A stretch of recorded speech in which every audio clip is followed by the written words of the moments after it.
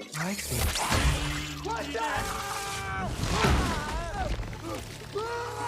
System check. Two. Breaking system.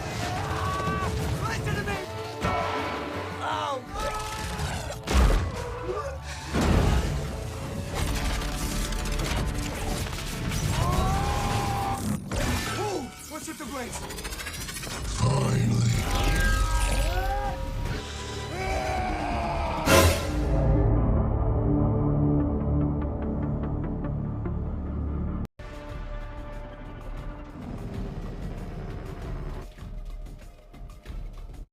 Di suatu tempat, Victoria selaku CEO dari Code Industry menemui anak buahnya yang bernama Letnan Carapax karena akhirnya mereka berhasil menemukan benda yang selama 15 tahun ini mereka cari. Benda itu adalah sebuah artefak dari alien yang berbentuk kumbang biru dengan nama Scarab. Trip out, Miss Court. This could be another decoy.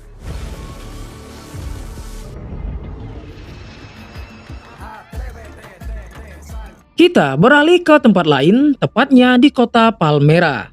Seorang anak muda yang bernama Jaime Reyes baru saja pulang setelah menyelesaikan kuliahnya. Dia pun sudah ditunggu oleh keluarganya. Ada ayahnya yang bernama Alberto, sang ibu bernama Rocio, nenek yang bernama Nana, adik perempuannya yang bernama Milagro, dan sang paman yang bernama Rudy. Come on, get out the car and give me a hug. No hugs, man. You see? It's that kind of talk right there. Saat mereka sedang makan, Jaime yang tidak mengetahui kondisi keluarganya pun akhirnya diberikan fakta oleh adiknya jika keluarga mereka sedang dalam masa sulit, di mana mereka akan kehilangan rumah mereka jika tidak bisa membayar uang sewanya. Begitu juga dengan bengkel pamannya yang sudah ditutup. Si paman mengatakan jika hal itu adalah ulah Code Industry dan sang ayah yang terkena serangan jantung. Mereka tidak memberitahu Jaime karena mereka tidak ingin hal itu mengganggu kuliahnya. Si ayah juga mengatakan jika mereka pasti bisa melewati masa sulit ini bersama. You were always better than me. Yeah, it's rough. Malam harinya, Jaime dan adiknya mengobrol di atas atap. Mengetahui keluarganya yang sedang kesusahan, ditambah dia akan kehilangan rumah yang banyak menyimpan kenangan mereka. Jaime pun memutuskan untuk mencari pekerjaan, karena dia sekarang sudah sarjana. Dia berkata akan merubah hidup keluarganya. Just watch.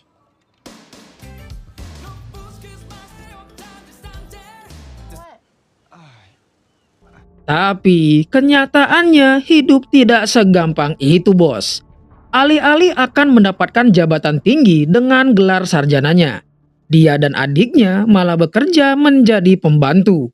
Dan ternyata resort tempat mereka bekerja adalah milik Code Industry. Sementara itu, Victoria yang juga datang ke resort tersebut kedatangan tamu yang ternyata adalah keponakannya yang bernama Jenny, anak dari Ted Code, kakaknya Victoria. Jenny menemui bibinya karena dia tidak setuju dengan rencana Victoria untuk melanjutkan proyek Omak ini. Karena proyek ini sudah ditutup bertahun-tahun yang lalu oleh ayahnya. Omak yang berarti One Man Army Corps adalah sebuah proyek untuk menciptakan tentara dengan kekuatan super. Jenny juga bertanya apa yang bibinya kerjakan di Pulau Pago. Tapi Victoria tidak mau memberitahu apapun ke Jenny. Jenny yang terus berkata jika perusahaan mereka tidak lagi memproduksi senjata, membuat Victoria mulai kesal. Dia berkata, sejak ayahnya Jenny memimpin perusahaan, dia sama sekali tidak dapat melakukan terobosan baru. Ditambah, sekarang dia tiba-tiba menghilang begitu saja. Jika bukan karena Victoria, perusahaan Code ini pasti sudah bangkrut. Jadi dia merasa dirinya lah yang berhak dan berkuasa atas perusahaan. Sedangkan Jenny hanya anak nakal yang tampil glamor keliling dunia dengan biaya perusahaan. Jadi jangan pernah merasa punya hak untuk mengaturnya. Jaime yang sedari tadi mendengar percakapan mereka langsung mencegah saat Carapax akan menyentuh Jenny. karena dia main masuk aja ke dalam ruangan. Ditambah adiknya yang malah memakai toilet utama bukannya toilet karyawan. Alhasil, mereka pun langsung dipecat di hari pertama bekerja. Sekeluarnya dari sana, Jaime yang tampak naksir dengan Jenny mengajaknya untuk mengobrol. Jenny yang kasihan melihat Jaime baru saja dipecat oleh bibinya. Kemudian memberikan nomornya ke Jaime dan memintanya untuk datang ke Menara Code besok hari, karena Jenny akan memberikannya pekerjaan. Meet you too. Jenny. Do you think? Yeah, pull you out of poverty like Maria la del Barrio. Singkat waktu, besoknya Jaime pun pergi ke Menara Code untuk menemui Jenny. Dia pun diantar oleh keluarganya yang sangat heboh. Karena saking hebohnya, sampai membuat Jaime merasa malu. Bring your A game, bro. Setibanya di dalam, Jaime pun diminta menunggu oleh resepsionis. Sementara itu, Jenny sedang menyamar untuk masuk ke tempat scarab itu diteliti. Entah apa tujuan Victoria mencari benda ini selama 15 tahun. Setelah berhasil masuk dengan kartu akses Dr. Sanchez yang dia copet, Jenny menemukan jika teknologi yang ada di dalam scarab sedang diekstrak. Dia pun langsung mengambil benda itu dan agar tidak mencurigakan, dia pun menaruh benda itu di dalam kotak burger. Jaime yang hampir jamuran menunggu Jenny. Akhirnya melihat Jenny turun dari lift. Dia pun mencoba menemui Jenny untuk meminta pekerjaan. Sedangkan Dr. Sanchez yang baru kembali menemukan jika scarab telah dicuri. Dia pun meminta tim keamanan untuk mengunci gedung. I'm sorry, I'm in a rush. No, that's all lunch. Please. Karena alarm gedung berbunyi, Jenny pun terpaksa memberikan scarab itu kepada Jaime dan berpesan untuk jangan membukanya apapun yang terjadi dan jaga kotak ini dengan nyawamu. Jaime yang kebingungan pun hanya bisa menurut. Setibanya di rumah, keluarga Jaime yang rebel pun mengompori Jaime agar membuka kotak burger itu karena mereka sangat penasaran benda apa yang ada di dalamnya. Sampai-sampai Jenny meminta Jaime menjaga kotak itu dengan nyawanya. The world's biggest tick. Setelah membuka kotaknya, si Millie pun malah mengambil benda itu yang kemudian dilempar ke Paman Rudy. Tapi saat Jaime yang memegangnya, benda itu mulai bercahaya dan nemplok di mukanya. Paman Rudy yang mencoba melepaskannya malah kena setrum sampai mental. Scarab itu kemudian masuk ke dalam tubuhnya Jaime. Tiba-tiba dari punggungnya keluar kaki kumbang. Dan tubuhnya mulai diselimuti armor yang berwarna biru dan hitam, hampir mirip kayak simbiot. I think it's inside of me.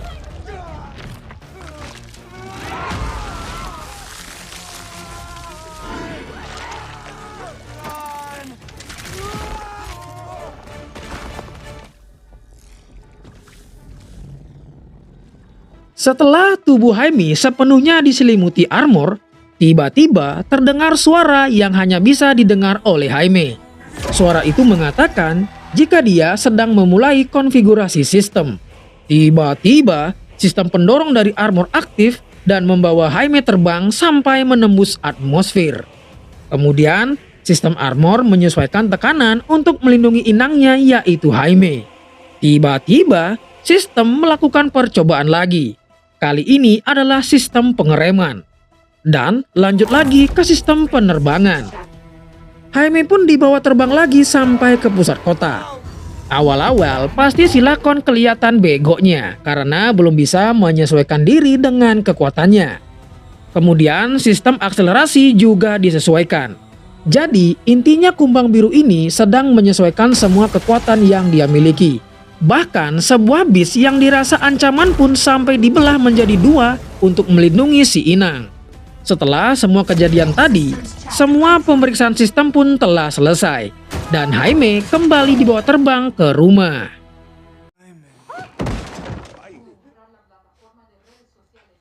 Setelah bangun dari pingsannya, Dia pun baru sadar jika sedang telanjang karena saat berubah semua pakaiannya terbakar.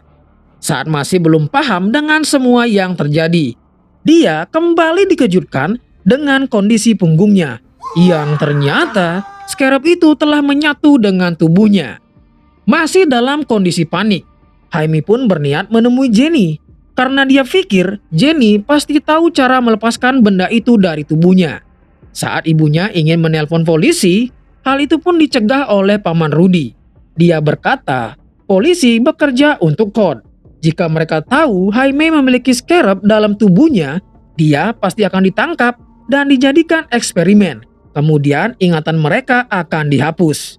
Karena hal itu, Jaime pun memutuskan untuk pergi sendiri menggunakan mobil kesayangan Paman Rudy.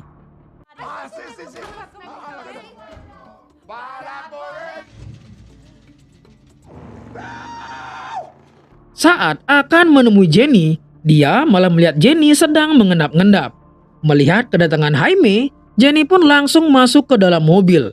Tidak lama berselang, mereka pun langsung ditembaki oleh pasukan Victoria karena dia telah ketahuan mencuri scarab.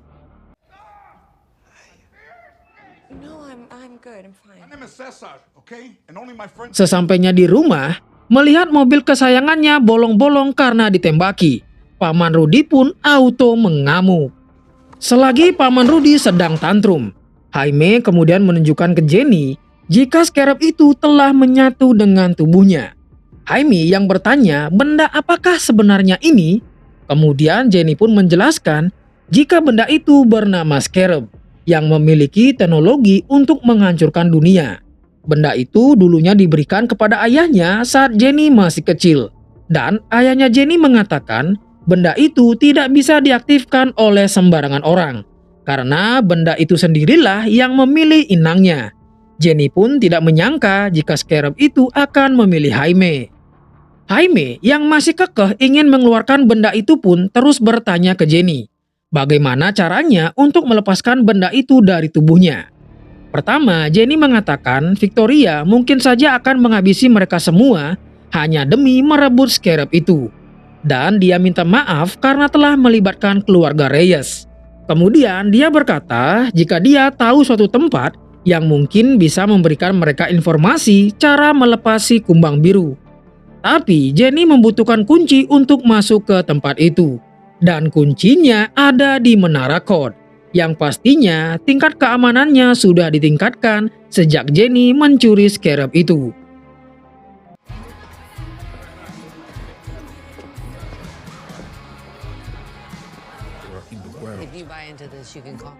Sementara itu di tempat lain, Victoria sedang membicarakan bisnis mengenai omak ke seorang jenderal. Karena jika proyek ini berhasil, maka Victoria akan menjadi produsen senjata terbesar di dunia. Kemudian dia diberitahu oleh Letnan Carapax jika Jenny berhasil kabur. Victoria kemudian menyuruh Carapax untuk menyelidiki siapa orang yang membantu Jenny. Karena ternyata alasan Victoria mencari scarab selama ini adalah untuk menyempurnakan proyek omaknya. Karena tanpa teknologi dari scarab itu, maka proyek omak ini dipastikan gagal. Victoria juga menambahkan, jika proyek ini gagal, semua pengorbanan yang dilakukan Carapax juga akan sia-sia. Selama ini, Carapax ternyata dijadikan prototipe untuk proyek omaknya. That's it? Why? Kembali ke Jaime, Paman Rudy yang sudah selesai tantrum akan membantu Jaime untuk masuk ke gedung Code dengan alat penghalang sinyal buatannya. Meskipun untuk menghidupkan mesinnya perlu sedikit sepakan, ternyata alat itu berfungsi dan merubah tampilan CCTV menjadi film kartun.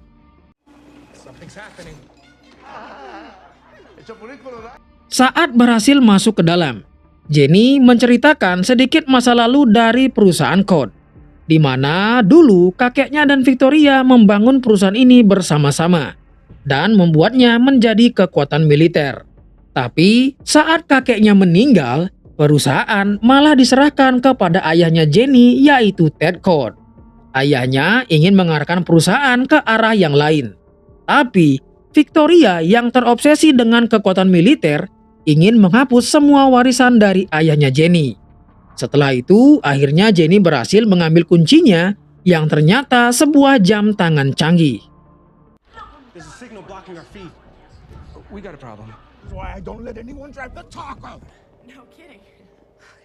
Saat mereka keluar dari gedung, mereka pun sudah dihadang oleh Carapax yang langsung meminta si kumbang biru dikembalikan. Tiba-tiba, armor Scarab kembali aktif karena mendeteksi adanya ancaman untuk si inang. Melihat hal itu, Carapax pun mengaktifkan sistem Omek yang masih dalam tahap prototipe, sehingga adu mekanik pun tidak dapat dihindari.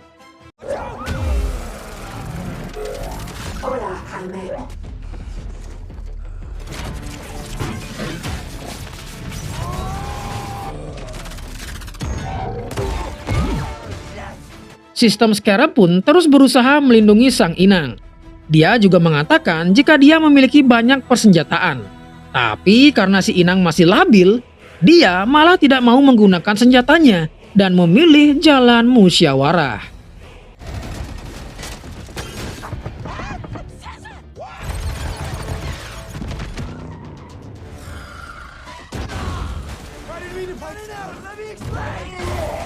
Setelah terus dihajar Carapax, barulah Jaime meminta Scarab untuk mengambil alih pertarungan. Makanya jangan sok bijak. Setelah diambil alih, Jaime yang cupu pun diminta Scarab untuk melihat dan mempelajarinya. Scarab yang ingin menghabisi Carapax langsung dicegah oleh Jaime karena dia bukanlah seorang pembunuh. Hal itu pun digunakan oleh Carapax untuk menyerang balik Jaime. Superhero dengan kekuatan luar biasa tapi mental masih labil. Carapax pun mengatakan jika cinta Jaime untuk keluarganya hanya membuatnya menjadi lemah. Saat terdesak, untungnya Jaime diselamatkan oleh Paman Rudy. I'm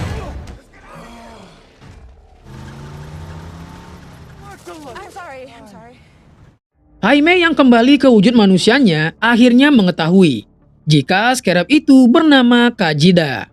Dan mereka pun melanjutkan pergi ke tempat yang dimaksud Jenny. Ternyata tempat yang dimaksud Jenny adalah perumahan milik Code yang sudah terbengkalai sejak 8 tahun lalu. Saat di dalam, dengan jam tangan itu, Jenny bisa membuka pintu rahasia menuju bawah tanah. Yeah. It makes sense. Paman Rudy yang melihat markas itu sangat kaget karena ternyata ayahnya Jenny adalah seorang Blue Beetle, pahlawan dari Palmera. Jenny kemudian mengatakan jika Scarab itu tidak memilihnya. Oleh karena itu, ayahnya membangun teknologinya sendiri dan bertarung sebagai Blue Beetle. Kemudian Paman Rudy mencoba mencari informasi bagaimana cara melepaskan Scarab itu dari komputer yang ada di sana. Sementara itu, Jenny mengajak Jaime untuk mencari pakaian untuknya. Terlihat juga jika Scarab itu membuat Jaime bisa memulihkan diri dengan cepat.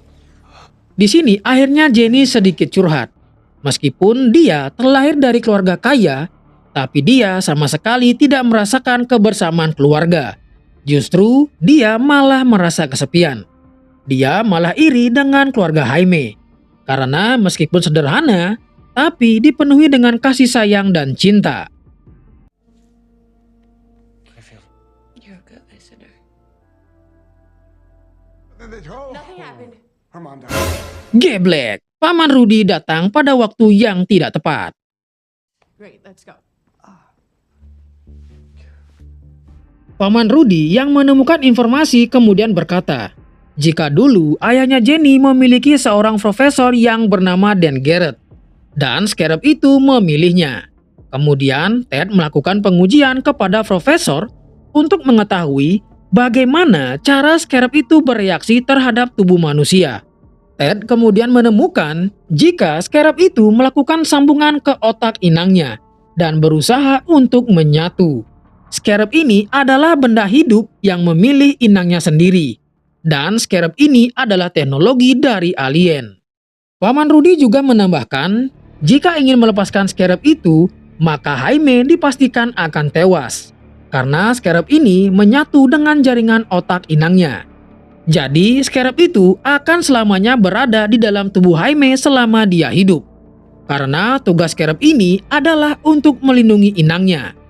Jaime yang mendengar hal itu menjadi kesal, karena sekarang dia tahu jika Scarab itu akan selamanya berada di dalam tubuhnya. Dia belum bisa menerima perubahan besar dalam hidupnya, lalu memutuskan untuk pergi mencari udara segar. Saat Jaime sedang galau dengan kondisinya sekarang, mereka melihat pesawat Victoria yang mengarah ke rumah Jaime. Ternyata Victoria yang sudah mengetahui identitas Jaime mendatangi rumahnya untuk menangkapnya. Mengetahui keluarganya dalam bahaya, Jaime berubah menjadi Blue Beetle. Tapi anehnya, armornya sama sekali tidak mau muncul.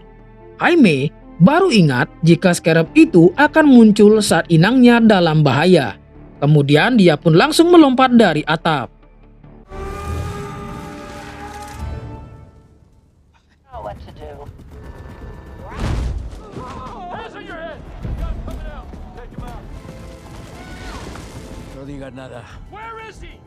Setibanya di rumah, lagi-lagi Jaime memilih jalur musyawarah. Beruntung armornya kebal peluru. Saat keluarganya akan ditembak, dia langsung mengeluarkan pelindung untuk menahan peluru. Kajida yang ingin menghabisi ancaman, diminta Jaime untuk mengeluarkan senjata gelombang kejut agar tidak melukai musuh. Padahal musuh saja tidak segan-segan menembak keluarganya. Ayahnya yang ingin menyelamatkan si adik malah terkena hantaman dari salah satu pasukan musuh. Karena perhatiannya teralihkan, akhirnya Jaime berhasil terkena cakar penjepit dengan medan listrik yang membuat sistem Kajida tidak meresponnya. Jaime pun dibawa oleh Carapax. Dan ironisnya, sang ayah harus tutup usia. Beginilah jadinya jika kekuatan besar berada di tangan manusia labil.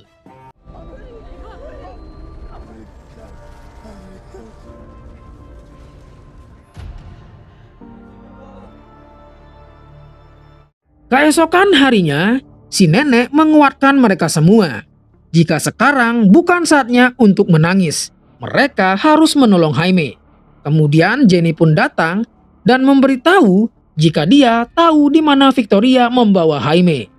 Untuk pergi ke sana, mereka pun menggunakan pesawat yang ada di markas ayahnya Jenny yang berbentuk kumbang Titan, tapi agak mirip dengan lalat bangke.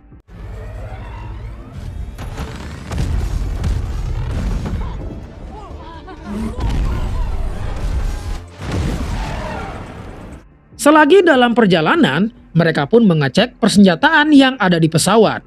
Millie memilih sarung tangan yang bisa mengeluarkan perisai dan tangan besar. Dan si nenek memilih senjata Rainbow. Anjay!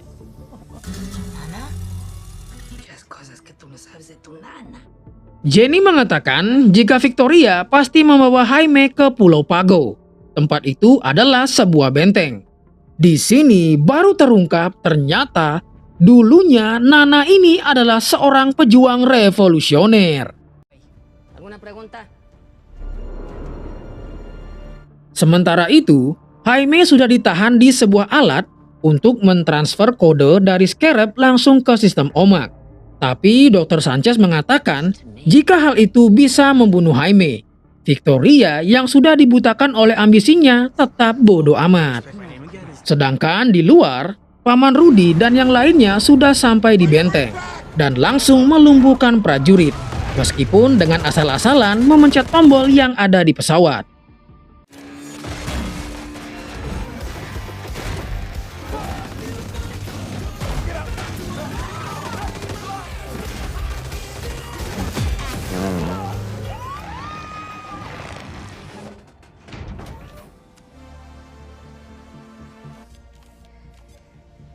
Di dalam, transfer kode pun dimulai.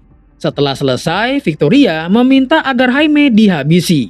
Dan terlihat, Sanchez mulai bimbang karena masih punya hati nurani. Sedangkan di tempat lain, Jenny dan Millie menemukan banyak sekali teknologi Omak yang sedang mendapatkan transfer data dari Scarab dan siap untuk dipasangkan. Jaime yang denyut nadinya mulai menurun, masuk ke dalam alam bawah sadarnya. Di sana dia melihat sosok ayahnya, sementara Jenny memasang bom di tempat generator. Di alam bawah sadarnya, Jaime dinasehati oleh ayahnya. Jika apa yang terjadi kepada Jaime adalah sebuah takdir dan juga sebuah anugerah, dia bisa menggunakan kekuatan itu untuk menolong orang lain. Jadi mulai sekarang, dia harus menerima Kajida dan terima takdir barunya sebagai superhero Blue Beetle. Setelah menerima nasihat ayahnya, akhirnya Jaime menerima Kajida, yang membuat gelombang otaknya tersinkronkan dengan frekuensi Scarab dan menjadi satu. Bertepatan juga dengan selesainya transfer kode ke Omak.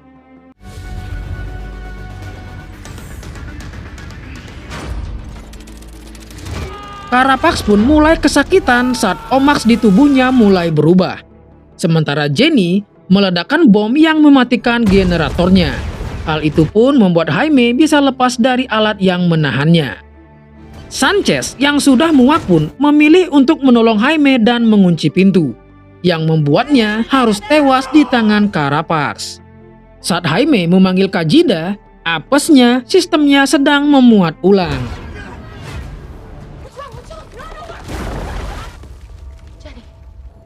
Dan inilah dia wujud sempurna dari Omak setelah mendapatkan kode dari Scarab.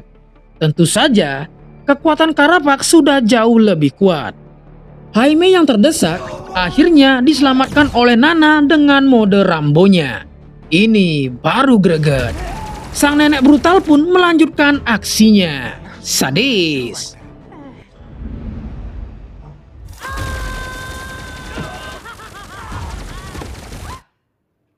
Ahora sí nos podemos ir.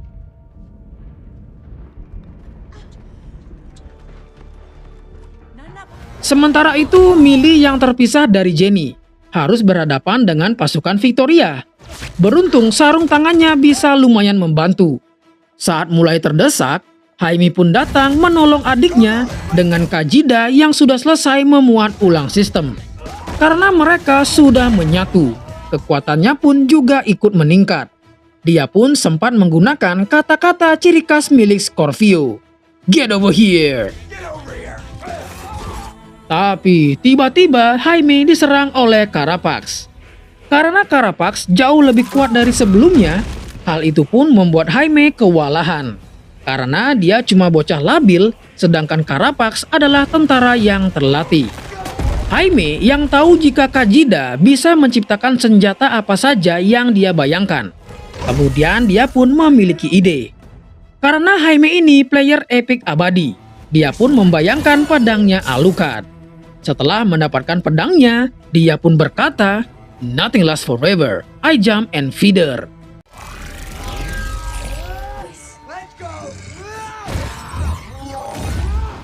Lagi-lagi karena sifat labilnya, dia terlalu cepat merasa senang. Hal itu pun membuatnya harus mendapatkan cucukan dari Carapax. Carapax pun kembali berkata, jika cinta yang dimiliki Jaime kepada keluarganya hanya membuatnya lemah. Hampir saja dihabisi. Perhatian Carapax teralihkan oleh Paman Rudy yang melemparinya. Karena kesal, dia pun langsung menembak Paman Rudy. Jaime yang berpikir jika pamannya telah tewas membuatnya sangat marah. Beralih ke tempat Jenny. Dia yang berada di dalam pesawat bersama Victoria, memakan permen karet ajaibnya. Dia kemudian mengetahui jika Carapax hanyalah prototipe, dan Victoria bisa membuat 1000 Carapax dengan kode Scarab yang ada di ponselnya. Jenny yang lebih memilih mengarahkan perusahaan ke arah perdamaian pun menolak keras proyek Omak ini. Dan inilah yang dia lakukan.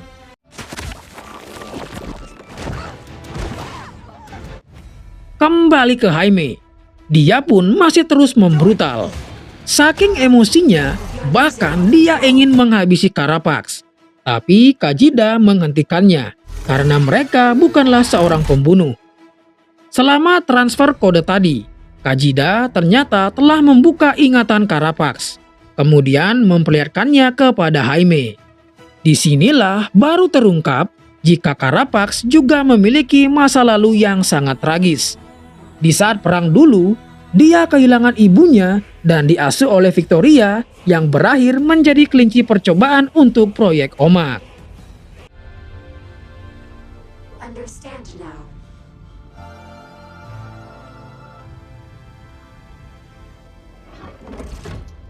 Jaime kemudian berkata, jika Karapak telah salah. Cinta yang selama ini Jaime miliki untuk keluarganya, justru itulah yang membuatnya kuat. Tidak jauh dari sana, Jenny akhirnya menghancurkan kode scarab dari ponsel Victoria. Karapak yang sudah tersadar dan mengingat semua kenangan masa lalunya. Kemudian menyuruh Jaime pergi, sedangkan dia akan meledakkan dirinya bersama Victoria. Do you remember everything that I've done?